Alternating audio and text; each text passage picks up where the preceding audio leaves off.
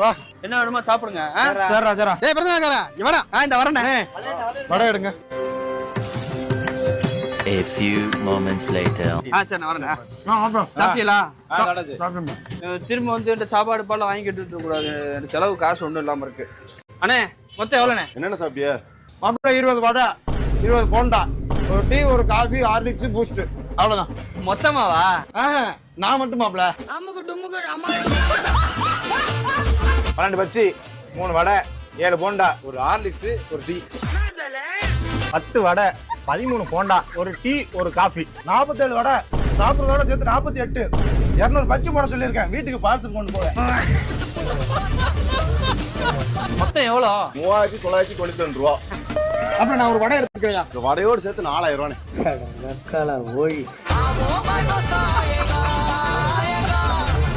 ஐயோ ராஜா, என் செல்லமே.